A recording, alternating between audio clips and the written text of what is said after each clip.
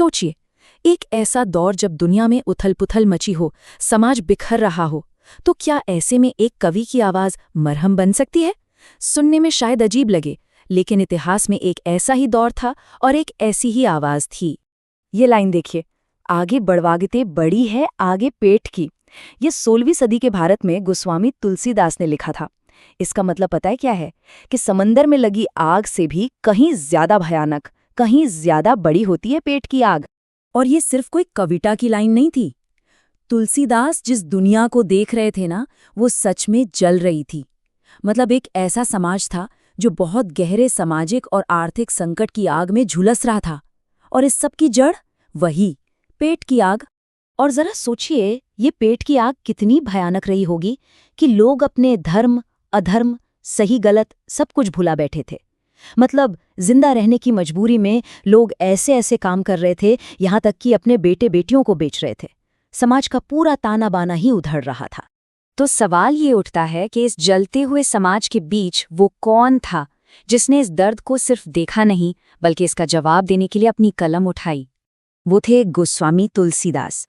1532 में उनका जन्म हुआ और उन्होंने 16वीं सदी के भारत की पूरी उथल-पुथल अपनी आंखों से देखी। और जानते हैं, इसी माहौल में, इसी दौर में उन्होंने रचा अपना महाकाव्य रामचरितमानस। लेकिन एक बात समझनी होगी, तुलसीदास सिर्फ कविता लिखने के लिए कविता नहीं लिख रहे थे। उनका एक ही लक्ष्य था, लोकमंगल, यानी आम लोगों का भला, उनका कल्याण। वो अपनी कला को, अपनी कविता को एक मरहम की तरह इस्तेमाल कर रहे थे, ताकि एक टूटे हुए समाज को जोड़ा जा सके और दुनिया के दुखों के बीच एक रास्ता दिखाया जा सके। तो ठीक है, इरादा तो नेक था, लेकिन इतने बड़े संकट का उनका हल क्या था? वो भी ऐसा हल जो बिल्कुल क्रांतिकारी हो। यहीं पर तुलसीदास ने एक ऐसा काम किया जो उस वक्त के हिसाब से सच में एक क्रांति थी। देखिए, वो संस्कृत के बहुत बड़े विद्वान थे, चाहते तो बड़े बड़े ग्रंथों की भाषा में लिख सकते थे, लेकिन उन्होंने ऐसा नहीं किया। उन्होंने अपनी कलम उठाई और आम लोगों की भाषा में लिखना शुरू किया, अवधी और ब्रज भाषा में। और इसका असर क्या हुआ, जरा सोचिए।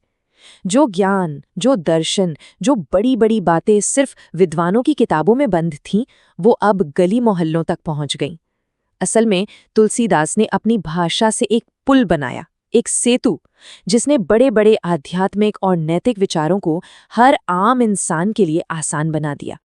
ठीक है, तो ये शब्दों का पुल तो बन गया, लेकिन इस पुल पर चलकर लोगों के दिलों तक कैसे पहुंचे? इसका जवाब छिपा है उनके सबसे बड़े मास्टर स्ट्रोक में।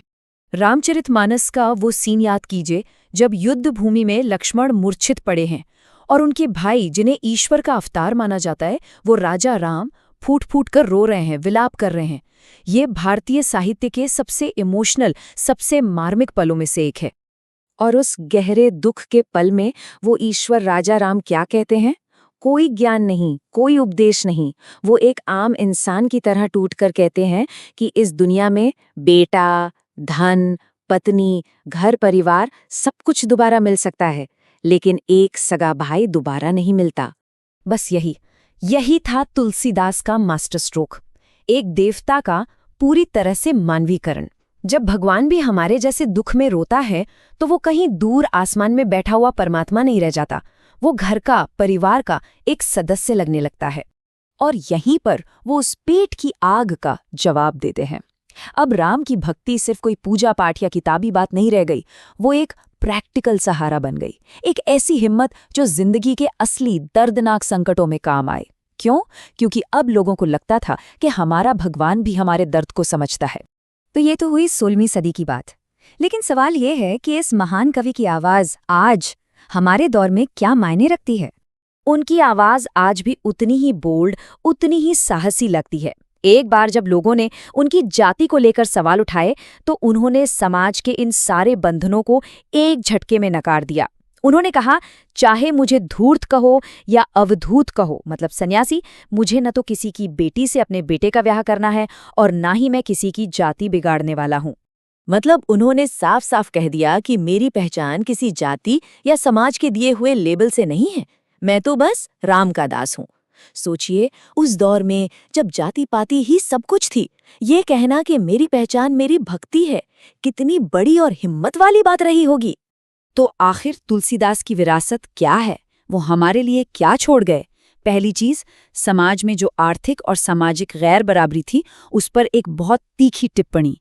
दूसरी, एक ऐसा मानवीय फॉर्मूला जो मतभेदों के बाद भी हमें इंसानियत के नाते जोड़ता है। और सबसे जरूरी बात, उन्होंने ये दिखाया कि कला यानी आर्ट कैसे मुश्किल से मुश्किल दौर में भी लोगों में सहानुभूति जगा सकती है और समाज में सद्भाव ला सकती है। और ये हमें आज के लिए एक बड़े सवाल पर छोड़ जाता है। आज के इस दौर में जब समाज में इतना विभाजन है, इतनी बंटवारे की बातें होती हैं, तो क्या आज भी आर्ट और लिटरेचर यानी कला और साहित्य वो सहानुभूति के पुल बना सकते हैं जिनकी शायद हमें आज सबसे ज्यादा जरूरत है?